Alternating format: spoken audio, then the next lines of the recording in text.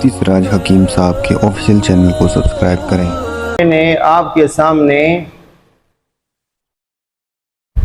3-4 باتیں رکھی تھیں۔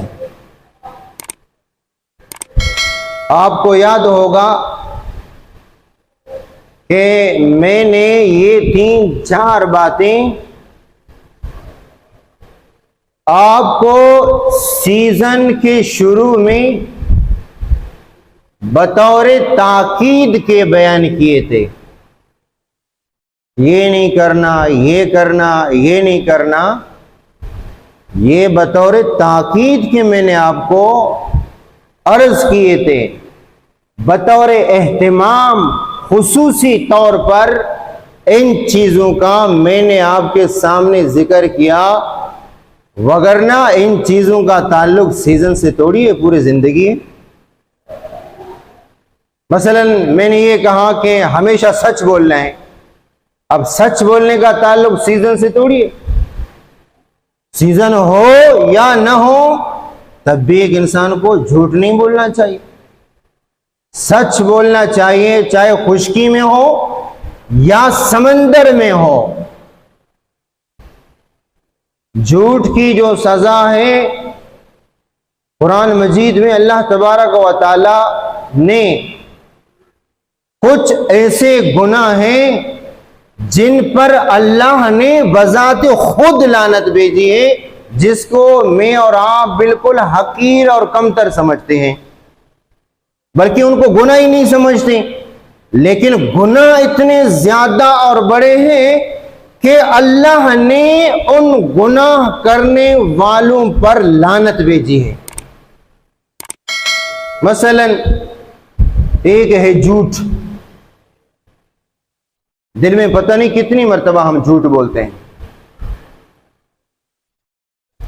اور ہم تو یہ کہتے ہیں کہ نہیں یہ تو جھوٹ نہیں، بھئی جھوٹ ہے۔ جو چیز واقع کے مطابق نہ ہو وہی جھوٹ ہے۔ جو چیز، جو واقعہ آپ بیان کر رہے ہو وہ اس واقعے کے مطابق اور موافق نہ ہو، اسی کو تو جھوٹ کہتے ہیں۔ مثلا آپ صلی اللہ علیہ وسلم کے سامنے ایک آدمی نے ایک بچے کو بلایا کہ اے بیٹا آ جاؤ، میں تمہیں کھجور دیتا ہوں۔ اللہ کے نبی صلی اللہ علیہ وسلم نے اس سے پوچھا واقعتاً تم اس بچے کو کھجور دو گے؟ اس نے کہا اللہ کے نبی جی ہاں میں اس کو کھجور دیتا ہوں، تبھی میں نے اس کو بلایا۔ اللہ کے نبی نے فرمایا اگر تم اس کو کھجور کا آسرا دے کر بلاتا اور دیتا نہیں، یہ بھی جھوٹ میں شامل ہوتا۔ جیسے ہم بچے کو کہتے ہیں نا آ جاؤ تمہیں 10 روپے دیتا ہوں، وہ آ گیا 10 روپے نہیں دیا، یہ بھی جھوٹ ہے۔ تو جو چیز خلاف واقع ہو، واقع کے مطابق نہ ہو، اس طرح بیان کرنا وہ جھوٹ ہے۔ مثلا میں نے تو آپ کو یہ کہا آپ نے یہاں مچھی پکڑی، کسی نے کہا کہاں سے، آپ نے کہا وہاں سے، جو چیز واقع کے مطابق نہیں ہے وہی تو جھوٹ ہے۔ اور اس کی نحوست اتنی زیادہ ہے کہ جب انسان جھوٹ بولتا ہے، اس جھوٹ کے گناہ میں اتنی بدبو ہے، اتنی بدبو ہے، اتنی بدبو ہے کہ فرشتے معصوم جو ہماری حفاظت کے لیے مقرر ہیں وہ 1 میل اس جھوٹ کے گناہ کے بدبو سے دور چلے جاتے ہیں۔ اور یہ میں نے آپ سے یہ کہا کہ قرآن مجید میں ایسے چند گناہ یا گناہ کرنے والوں کا ذکر ہے جن پر اللہ نے لعنت بھیجی ہے، ان میں ایک جھوٹ ہے۔ فرمایا الا لعنت اللہ علی الکاذبین، جھوٹ بولنے والوں پر اللہ کی لعنت ہو۔ یہ کون کہہ رہا ہے؟ یہ اللہ تبارک و تعالی اپنے قرآن میں جھوٹ بولنے والوں پر لعنت بھیج رہے ہیں، اور لعنت کا مطلب اللہ کی رحمت سے دور۔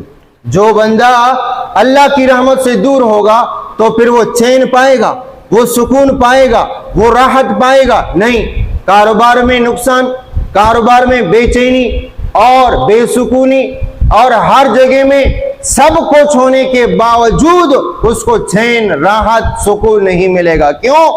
اس پر اللہ کی لعنت لگی ہے، اور لعنت کا مطلب ہے کہ اللہ کی رحمت سے دور. اور اس کا تعلق صرف سیزن سے نہیں، سال 12 مہینے ہمیں جھوٹ بولنے سے منع کیا گیا ہے. لیکن میں نے سیزن سے متعلق یہ بات اس لیے کی کہ لوگ خود آ کر مجھے عرض کرتے ہیں کہ اس طرح ہوتا ہے، تو تبھی تو میں نے یہ کہا کہ ایسا نہ ہو کہ چند مفادات کی خاطر ہم جھوٹ بولیں اور اللہ کے غضب اور لعنت کا مستحق بن جائیں. ویسے ایک بندہ اگر سمندر میں نہیں جاتا ہے، وہ اپنے گھر میں ہے، تو اس کو بھی جھوٹ نہیں بولنا چاہیے. تو یہ بھی چیز میں نے آپ کے سامنے عرض کی تھی. اور اس کے علاوہ ایک دوسرے کے ساتھ معاونت، تعاون کرنا، یہ بھی بتایا تھا نا آپ کو. سمندر کہ باہر ہو یا اندر ہو، وہاں پہ اگر کسی کو کسی چیز کی ضرورت ہوتی ہے تو آپ اس کے ساتھ معاونت کریں، تعاون کریں. یہاں دھکا دینے کی بات ہو گئی، اس میں بھی تعاون کریں. حدیث پاک میں آتا ہے یہ بھی صدقہ میں شامل ہے کہ ایک بندہ، اس کو بوجھ اٹھانے کی ضرورت پڑی سواری کے لیے، سواری میں، اور آپ نے اس کا بوجھ اٹھا کر سواری پہ رکھ دیا، یہ بھی صدقہ ہے. اور اسی طرح اگر آپ نے کسی کو اپنے بائک پہ سوار کیا، یہ بھی صدقہ ہے. اور خصوصی طور پر جن کے بائک ہیں، مغرب کے بعد یہاں پہ آپ کو پتہ ہے ٹرانسپورٹ اور گاڑیاں بند ہو جاتی ہیں، چونگی پہ کتنے لوگ کھڑے ہو جاتے ہیں. اکثر دیکھا گیا ہے کہ بائکوں پہ لوگ نکل جاتے ہیں لیکن کسی کو نہیں اٹھاتے. تو یہ بھی صدقہ میں شامل ہے. تو معاونت، ایک دوسرے کے ساتھ تعاون کریں، کشتی اتارنے میں، نکالنے میں، دھکا دینے میں. اسی طرح آپ باہر چلے جاؤ گے سمندر میں، وہاں پہ اگر کسی کو کسی چیز کی نوبت ضرورت آئی تو وہاں بھی ایک دوسرے کے ساتھ معاونت اور تعاون کریں. حدیث پاک میں آتا ہے کہ اللہ کے نبی نے فرمایا، اللہ تبارک و تعالی اس وقت تک بندے کی مدد فرمائیں گے جب تک بندہ کسی مسلمان بندے کی مدد فرمائے. آپ کسی کی مدد کریں گے تو اللہ کی مدد شامل حال رہے گی.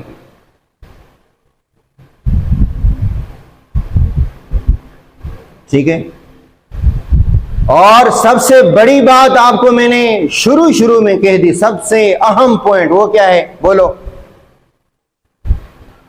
وہ ہے فجر کی نماز. وہ کیا ہے؟ فجر کی نماز. وہ ہے عصر کی نماز. کیونکہ ہمارے لوگ اکثر فجر کی نماز کے وقت یا فجر کی اذان کے وقت سمندر چلے جاتے ہیں. ایسا ہی ہے نا؟ یا اذان کے وقت چلے جاتے ہیں یا فجر کی نماز کے وقت سمندر میں چلے جاتے ہیں. تو لہذا سمندر میں قدم بعد میں رکھیں، اللہ کے گھر میں قدم پہلے رکھ دیں.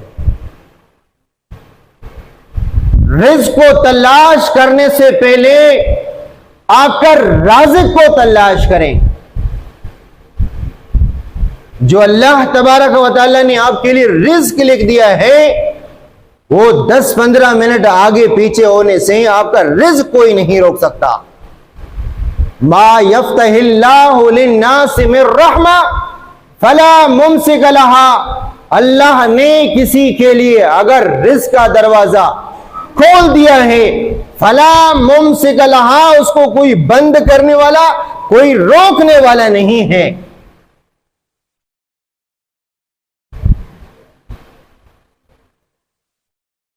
قرآن مجید میں ایک واقعہ ذکر ہے، میں اس کو آخر میں ذکر کرتا ہوں آپ کے سامنے. اور ایک یہ ہے، اور فجر کی نماز کے فضیلت کے بارے میں آپ کو یہ کہا، اللہ کے نبی نے فرمایا جو فجر کی نماز پڑھتا ہے وہ اللہ کی تحفظ اور امان میں آ جاتا ہے. اللہ کی ضمانت میں، اللہ کی حفاظت میں آ جاتا ہے، اور جو فجر پڑے بغیر چلا جاتا ہے وہ اللہ کی ضمانت اور حفاظت میں نہیں گیا، وہ اپنی مدد کے تحت گیا، وہ پھر اللہ کی مرضی، اللہ نے آپ کو آپ کے حوالے کر دیا۔ 2 رکعت پڑھ کے اللہ کے ذمے میں ہو جاؤ، پھر چلے جاؤ، انشاءاللہ اللہ اپنی ضمانت کو ضائع نہیں فرمائے گا۔ اتنی بات سمجھ میں آ گئی نہیں آ گئی؟ خدا را فجر پڑھ کے نکلو۔ فجر سے پہلے نکلنے کا مطلب حرص ہے، لالچ ہے، اور تمنا یہ ہے کہ میں پہلے نکلوں تو مال زیادہ جمع کروں، اور اسی طرح دوسری شفٹ پھر عصر کے وقت چلی جاتی ہے۔ صبح والے چلے جاتے ہیں، شام کو آتے ہیں 3 بجے، 2:30 بجے، 2 بجے، 12 بجے، پھر دوسری شفٹ عصر کے وقت چلی جاتی ہے، اور اس چکر میں پھر عصر کی نماز فوت ہو جاتی ہے۔ اللہ کے نبی نے فرمایا جس کی عصر کی نماز فوت ہو جائے، قضا ہو جائے، تو سمجھ لو کہ لٹ گیا وہ بندہ، اہل و عیال اس کا لٹ گیا، مال لٹ گیا، وہ خالی ہاتھ رہ گیا۔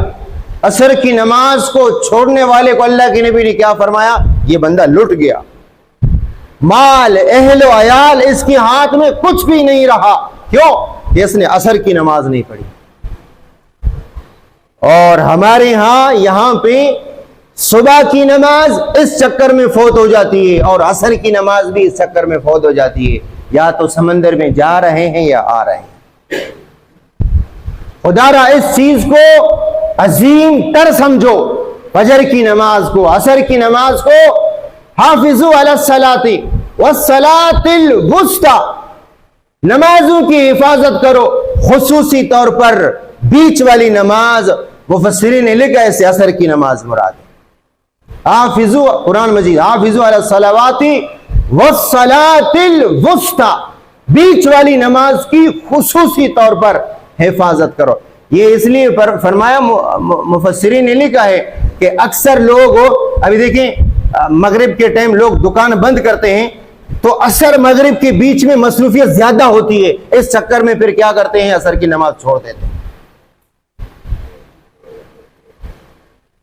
یہ تو وہ چیزیں تھیں میں نے آپ کے سامنے پچھلے جمعے کو عرض کی، اور چوتھی چیز آپ کے سامنے بیان کی وہ کیا ہے؟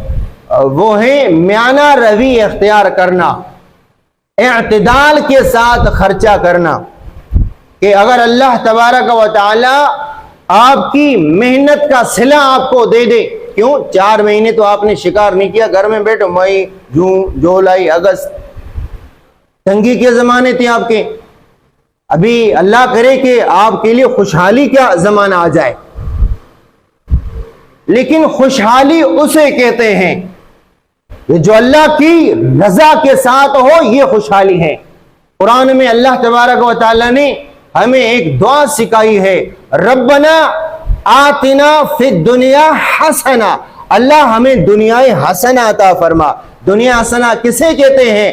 کہ دنیا بھی مل جائے اور آپ کی فجر کی نماز قضا نہ ہو، آپ کے ظہر کی نماز قضا نہ ہو، آپ کے عصر کی نماز قضا نہ ہو، آپ کے مغرب اور عشاء کی نماز قضا نہ ہو، دنیا بھی محنت کر رہے ہو، آپ کشتی میں کام کر رہے ہو، جالا بنا رہے ہو، بار بار گھڑی کو دیکھ رہے ہو کہ ایسا نہ ہو کہ ظہر کی نماز نکل جائے، بار بار گھڑی کی طرف دیکھ رہے ہو، ایسا نہ ہو کہ عصر کی نماز، مغرب کی نماز فوت ہو جائے، کام بھی کر رہے ہو، ساتھ ساتھ آپ کے ذہنوں میں، خیال میں، دل میں، سوچ میں، فکر میں یہ خیالات ہو کہ میری ظہر اور عصر کی نماز قضا نہ ہو جائے، اور فوراً آپ آ جائیں عصر کی نماز کے لیے، ظہر کی نماز کے لیے۔ یہ دنیا ہے اور یہ آخرت ہے، یہ دنیا ہے، یہ دنیا حسنہ ہے۔ فرمایا ایسی دنیا جس نے تمہیں اللہ کے ذکر سے رکاوٹ نہیں ڈالا۔ قرآن میں صحابہ کے بارے میں فرمایا رجال، صحابہ وہ لوگ ہیں لا تلہیہم تجارت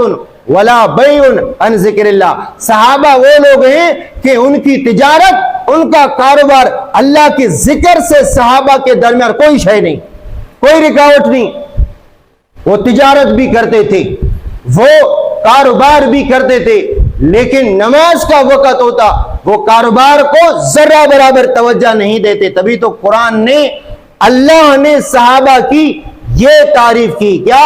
رجال, یہ وہ لوگ ہیں. رجال منا یہ وہ لوگ ہیں. اس وقت کون تھے؟ صحابہ ہی تو تھے. رجال یہ وہ لوگ تھے لا تلہیہم تجارت ولا بیع عن ذکر اللہ. تجارت اور خرید و فروخت ان کو اللہ کے ذکر سے, اللہ کے عبادت سے, اللہ کی نماز سے ان کو نہیں روکتی. اور اللہ کرے کہ ہمیں بھی نہ روکے.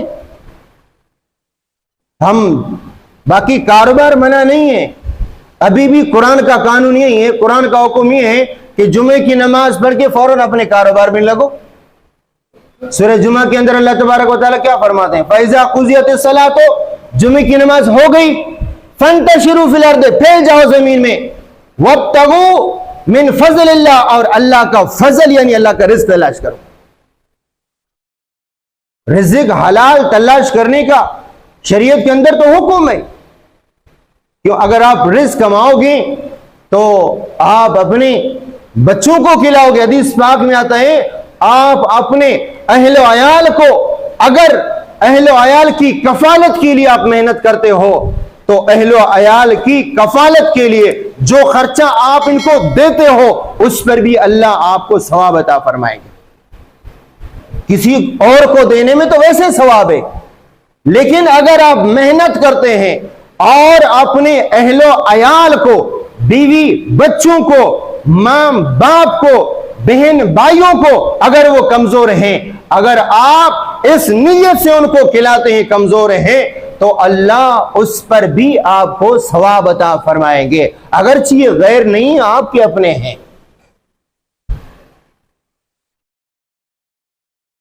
تو ایک بات یہ ہو گئی. یہ تو وہ باتیں تھی میں نے پچھلے جمعے آپ کے سامنے عرض کی تھی. اعتدال کے ساتھ حضرت یوسف علیہ السلام کا واقعہ میں نے آپ کے سامنے بتا دیا کہ بادشاہ نے خواب دیکھا, اس خواب پر یوسف علیہ السلام نے تعبیر بھی بتائی, تدبیر بھی بتائی, اور یہ کہا 7 سال بارش کے ہوں گے اور 7 سال فراوانی کے ہوں گے. ان 7 سالوں میں جو آپ کاٹو گے ان کو آپ ان کے بالیوں میں رکھیں, حفاظت کے ساتھ رکھیں, جتنی ضرورت ہوگی اتنا تریشر کریں اور اتنا گندم نکالیں. کیوں؟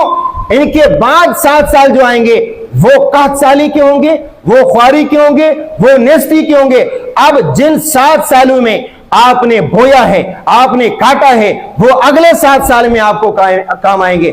یہی تو میں ہر سال سیزن کے شروع میں آپ کو کہتا ہوں کہ 1 4 5 6 مہینے آپ کے سیزن کے ہوتے ہیں.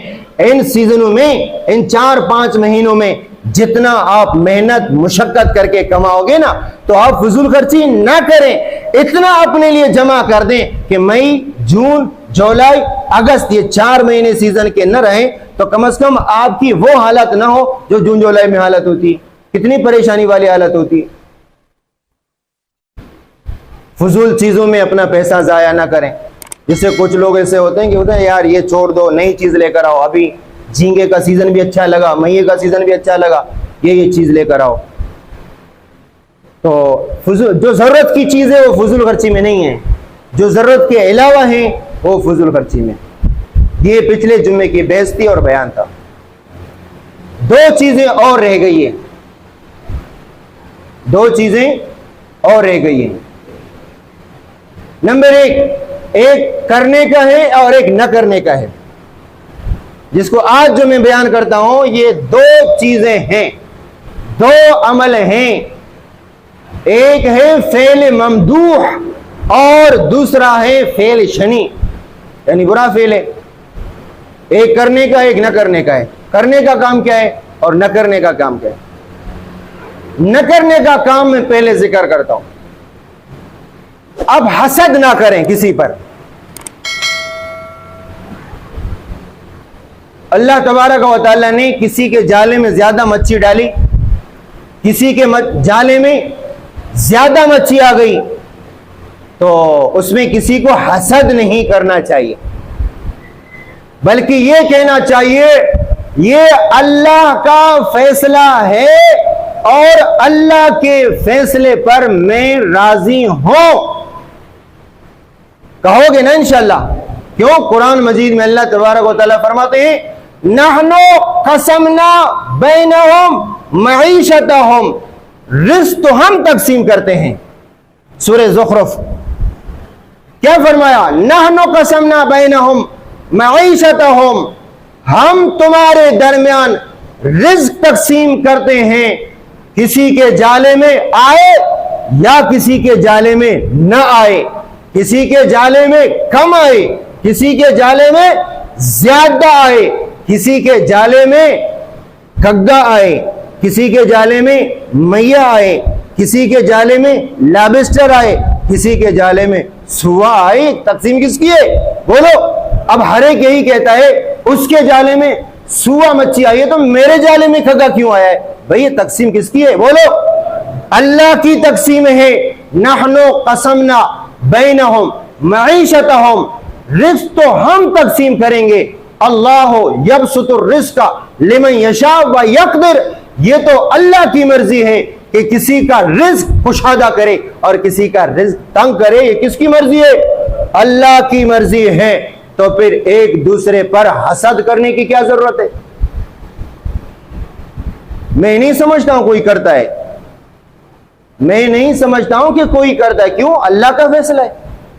آپ نے تو یہ تو سمندر کی بات ہے، آپ نے خارج میں بھی دیکھا ہے کہ کسی کو اللہ تبارک و تعالی اولاد دے دے، کسی کو نہ دے، کسی کو بیٹا دے اور کسی کو مسلسل بیٹیاں دے. للہ ملک السماوات والارض یخلق ما یشاء یہب لمن یشاء اناسا ویہب لمن یشاء ذکور او یزوجہم ذکرانا واناسا ویجعل من یشاء عقیما. زمین و آسمان کی بادشاہی کس کے پاس ہے؟ اللہ کے پاس ہے. یخلق ما یشاء، جو اللہ چاہے، ویہب لمن یشاء، جس کو اللہ عطا کرے. ہاں، اللہ کسی کو مذکر دے دے، لڑکا دے دے، یا کسی کو لڑکی دے دے. او یزوجہم ذکرانا واناسا، یا اللہ کسی کو جڑواں دے دے. اللہ کی مرضی ہے. ویجعل من یشاء عقیما، جس کے تالے اللہ لگا دے کوئی اس کو اولاد دینے والا بولو نہیں ہے. اس کا بھی مالک کون ہے؟ اللہ ہے. رزق کا بھی مالک کون ہے؟ اللہ ہے. تو لہٰذا اللہ تبارک و تعالیٰ اگر کسی کو زیادہ رزق دے دے، کسی کو کم دے دے، تو پھر آپ ان کے چکروں میں نہ جائیں، عاملوں کے چکر میں نہ جائیں کہ بھئی فلان عامل صاحب ہماری کشتی میں کسی نے کچھ کیا ہے، 2 مہینہ ہوا ہے میں نے چھوڑ دیا ان کو. عاملوں کو 2 مہینہ ہوا ہے چھوڑ دیا ہے، ذکر نہیں کرتا ہوں. لیکن لوگ کہتے ہیں عامل صاحب اس کشتی میں کسی نے کچھ کیا ہے، وہ پھر ایسے 2-3 جھٹکے مارے گا اور یہ کہے گا یہ لے لو تعویذ، یہ تعویذ ہے. لوگ بھروسہ کریں گے، یقین کریں گے. بھئی آپ نے فجر کی نماز پڑھی ہے؟ نہیں. تو آپ کا کاروبار تباہ برباد نہ ہو، اللہ کے نبی نے عصر کی نماز پڑھی ہے؟ نہیں. تو اللہ کے نبی نے فرمایا جس نے عصر کی نماز نہیں پڑھی وہ لٹ گیا، اس کا اہل و عیال مال سارا لٹ گیا. اب اگر کوئی آپ پر جادو کرے یا نہ کرے، کشتی پر جادو کرے یا نہ کرے، جالے پر کرے یا نہ کرے، اللہ کے نبی نے فرمایا تو لٹ گیا. تو نے عصر کی نماز نہیں پڑھی تو لٹ گیا، تو نے فجر کی نماز نہیں پڑھی تو اللہ کے ذمہ سے نکل گیا. اب آپ اپنی مرضی پہ ہو، اپنے ذمہ پر ہو. فجر کی نماز نہ پڑھنے کی جو نحوست ہے وہ کسی جادو سے کم ہے کیا؟ عصر کی نماز نہ پڑھنے کی جو نحوست ہے وہ کسی منتر شنتر سے کم ہے کیا؟ کسی اور پر الزام نہ لگائیں. ذالک بما قدمت ایدیکم، اللہ تبارک و تعالیٰ فرماتے ہیں یہ تمہارے ہاتھوں کی کمائی ہے، یہ تمہارے ہاتھوں کی کمائی کا انجام ہے. تو لہذا حسد نہ کیا جائے. اگر کسی کو اللہ تبارک و تعالیٰ سمندر کا رزق دے دے یا باہر دکان کا رزق دے دے، کسی کے ٹی اے میں رش زیادہ ہوتا ہے، کسی میں کم ہوتا ہے، کسی کی دکان میں رش زیادہ ہوتا ہے، کسی میں کم ہوتا ہے، یہ اللہ کی مرضی. تو حسد نہیں ہے. حدیث پاک میں آتا ہے حسد نیکیوں کو کہا جاتا ہے، اس طریقے سے کہا جاتا ہے جیسے آگ لکڑی کو. حسد کرنے والا کیا ہوتا ہے؟ خود جلتا ہے اور کیا کر سکتا ہے. لیکن گناہ اتنا بڑا ہے کہ اللہ کے نبی کو اللہ تبارک و تعالیٰ فرماتے ہیں کہ حاسدین کے حسد سے اللہ کی پناہ میں آ جاؤ. وَمِن شَرِّ حَاسِدٍ إِذَا حَسَد وَمِن شَرِّ حَاسِدٍ إِذَا حَسَد. حسد کرنے والے لوگ ہیں اور وہ لوگ یہ چاہتے ہیں کہ حسد کرنے والا ایک قدم آگے بھی بڑھتا ہے. وہ یہ کہتا ہے کہ اس کے پاس جو مال ہے نا میرے پاس تو ایسے نہیں آیا, اس کے پاس جو مال ہے وہ اس کے بھی نصیب میں نہ ہو جائے. یعنی اللہ کی تقسیم پر اس کو اتنا غصہ ہے, اللہ کی تقسیم پر اس کو اتنا غصہ ہے, اتنا ناراض ہے, وہ اس کے ختم ہونے کے چکر میں ہے کہ یہ مال مجھے نہیں ملا تو اس کے پاس بھی نہ رہے. تو لہذا اللہ تبارک و تعالی جتنا بھی دے دے اس پر صبر کرنا چاہیے اور شکر کرنا چاہیے. اور دوسرے کو اللہ نے اگر دے دیا, کسی کے جالے میں مچھی زیادہ آ گئی, اللہ تبارک و تعالیٰ اس کو دے دیا, اللہ تو مجھے دینے پر بھی قادر ہے, مجھے بھی عطا فرما. یہ کہیں اس کو کہتے ہیں غبطہ. غبطہ کا معنی یہ ہے رش کرنا. اللہ اسے دیا, اللہ تو مجھے دینے پر بھی قادر ہے, میرے بھائی کو بھی دینے پر قادر ہے. آپ یہ دعا کریں انشاءاللہ اللہ تبارک و تعالیٰ چند دن کے بعد آپ کو بھی عطا فرمائیں گے. حدیث پاک میں آتا ہے جو آپ اپنے بھائی کے لیے دعا کریں گے اللہ تبارک و تعالیٰ ایک فرشتہ نازل فرمائیں گے اور وہ فرشتہ آپ کے حق میں وہی دعا کرے گا جو آپ نے اپنے بھائی کے حق میں دعا کی. آپ کی دعا قبول ہو یا نہ ہو, فرشتے کی دعا قبول ہوگی آپ کے حق میں. حسد ایک بہت بڑی تباہی ہے. آپ دیکھیں آدم علیہ السلام کے دو بیٹے تھے, حابیل اور قابیل کا نام سنا ہے نہیں سنا ہے؟ حابیل اور قابیل کا نام سنا ہے آپ نے. ان کے بیچ میں کسی مسئلے میں اختلاف ہوا. آدم علیہ السلام نے ان سے کہا آپ صدقہ و خیرات کریں, جو حق پہ ہوگا اس کی قربانی قبول ہوگی, اس کا صدقہ قبول ہوگا. اور صدقہ قبول ہونے کی معرفت اور پہچان یہ تھی آسمان سے آگ آ جاتی اور اس صدقے کو کھا لیتی, جلا دیتی, تو سمجھ لو کہ صدقہ اس کا قبول ہوتا. تو ان دو بھائیوں نے کسی معاملے میں اختلاف ہوا تھا. اختلاف ہونے کے بعد حضرت آدم علیہ السلام نے بطور فیصلہ کے دونوں کو صدقہ کرنے کا حکم دیا. تو ایک بھائی کا صدقہ قبول ہوا, دوسرے کا صدقہ قبول نہیں ہوا. جو حق پہ تھا اس کا صدقہ قبول ہوا, جو حق پہ نہیں تھا اس کا صدقہ قبول نہیں ہوا.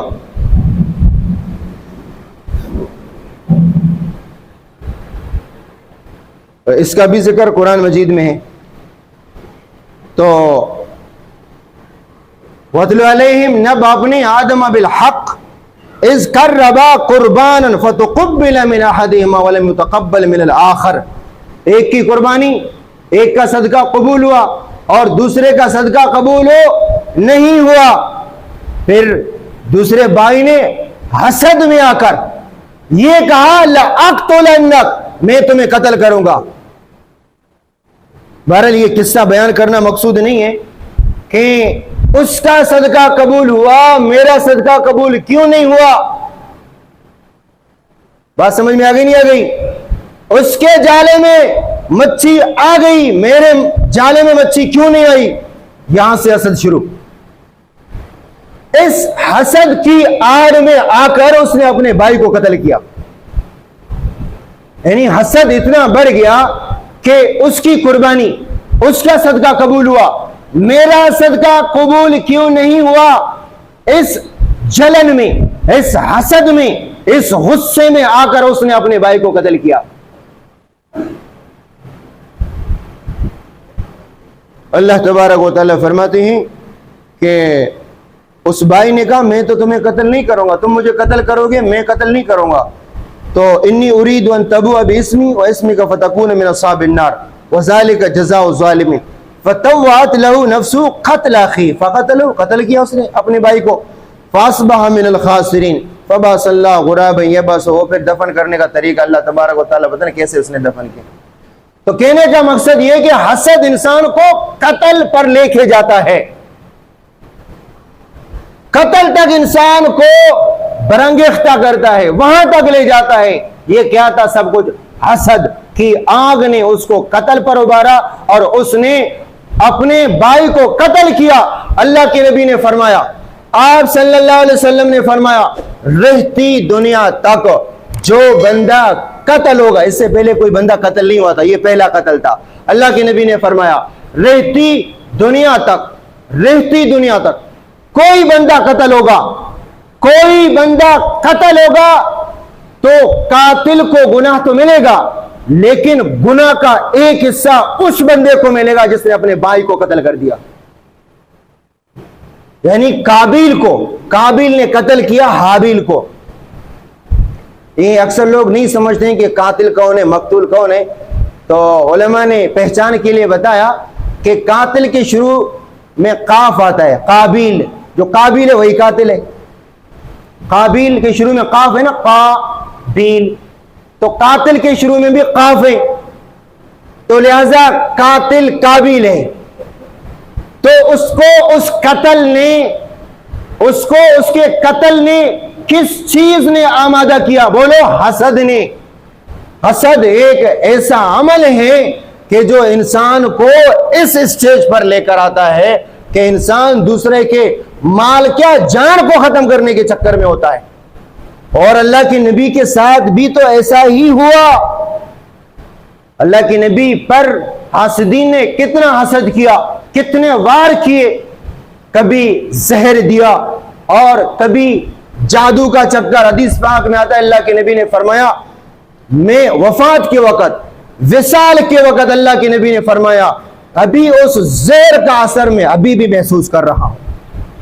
جو خیبر کے موقع پر اللہ کے نبی کو زہر دیا گیا، اللہ کے نبی نے فرمایا اس کا اثر میں ابھی بھی محسوس کر رہا ہوں، مجھے ابھی بھی اس چیز سے تکلیف پہنچ رہی۔ یہ سب کچھ کس وجہ سے ہوا؟ یہ حاسدین کے حسد سے ہوا کہ اللہ نے اس کو اس مقام تک کیوں پہنچایا اور اللہ نے مجھے کیوں نہیں پہنچایا۔ آپ محنت کریں، آپ اخلاص کے ساتھ محنت کریں، حسد نہ کریں۔ جس کو اللہ دے رہا ہے آپ اس کے لیے دعا کریں، اللہ اور دے دو، اللہ اس کو اور دے دو، اللہ اس کو اور عطا فرما۔ آپ اس کے لیے دعا کریں گے، اللہ آپ کے لیے ایک فرشتے کو بھیجیں گے، اگلے دن آپ دیکھیں آپ کے جالے میں کتنی مچھی آئے گی۔ لیکن کبھی یہ موقع آیا ہی نہیں کہ ہم کسی کے لیے دعا کریں۔ تو لہذا اللہ اگر کسی کو اس کی محنت کا صلہ دے دے، محنت سے بڑھ کر اپنا فضل دے دے۔ ایک ہوتا ہے محنت دینا، محنت کا صلہ دینا، ایک ہوتا ہے محنت سے بڑھ کر اللہ اپنا فضل دے دے۔ ذالک فضل اللہ یؤتیہ من یشاء، یہ اللہ کا فضل اللہ جس کو عطا کرے۔ آپ اللہ سے نعمت بھی مانگیں، اللہ سے رحمت بھی مانگیں اور اللہ سے اس کا فضل بھی مانگ لیں۔ فضل محنت سے نہیں ملتا، فضل ایک اور چیز اللہ کی طرف سے انعام ہے، ایک اور چیز ہے، وہ انشاءاللہ رہ گئی ہے، وہ اللہ نے موقع دیا، اگلے جمعے کو بیان کریں گے۔ اللہ تبارک و تعالی سمجھنے عمل کرنے کی توفیق عطا فرمائے۔ اور میں